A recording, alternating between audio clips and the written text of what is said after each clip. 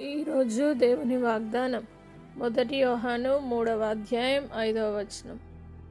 పాపములను తీసివేయుటకై ఆయన ప్రత్యక్షమాయనని మీకు తెలియను, ఆయన యందు పాపమేమియూ లేదు.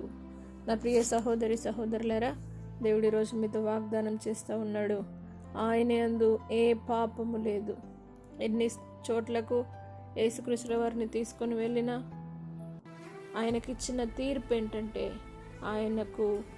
ఆయన యందు ఏ పాపము లేదు అని దేవుడు వాక్కు సెలవిస్తూ ఉన్నది. ఈరోజు నేను మనమందరం చేసిన ప్రతి తప్పిదమును బట్టి, ప్రతి పాపమును బట్టి మనము ఆజ్ఞను అతిక్రమించినాం. కానీ మన పాపములను ఆయన మోసుకొని సిలువలో మోసి మన పాపముల నిమిత్తము ఆయన శిక్ష పొందినాడు. ఆయన యందు ఏ పాపము లేదు. ఆయన పరిశుద్ధుడు, నిష్కల్మషుడు.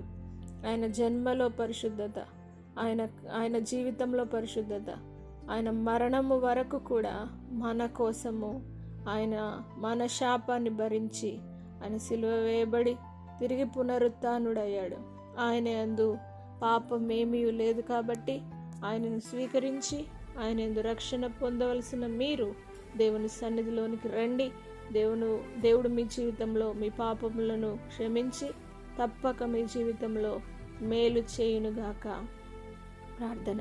పరిశుద్ధుడా, నమ్మదగిన దేవా, పాపములను తీసివేయుటకు, పాపులను రక్షించుటకు ఈ లోకానికి వచ్చిన మా పరలోకపు తండ్రి, నీకు వందనాలు. మీ యందు ఏ పాపము లేదు అని దేవాని స్తోత్రం యేసయ్యా, స్పష్టంగా నీ వాక్కు ద్వారా మాతో మాట్లాడుతున్నావు. అవును ప్రభువా, మీరు పరిశుద్ధుడు కనుక మమ్మును పరిశుద్ధులుగా చేయుటకు మా కొరకు మీరు సిలువలో బలి అయి దేవాని స్తుత్ర రక్తమును చిందించి తిరిగి పునరుత్థానుడైన దేవానికి వందనాలు. ఎంతమంది అయితే మిమ్మల్ని అంగీకరిస్తారో, వారి పాపములను క్షమించమని కోరుతారో, ఇప్పుడే వారి ఆజ్ఞ అతిక్రమము నుండి వారిని విడిపించి, వారి పాపము నుండి శాపము నుండి విడిపించి వారి జీవితంలో రక్షణ చేత నింపగలరని యేసు పరిశుద్ధ నామమును బట్టి అడిగి వేడుకుంటున్నాము తండ్రి. ఆమేన్.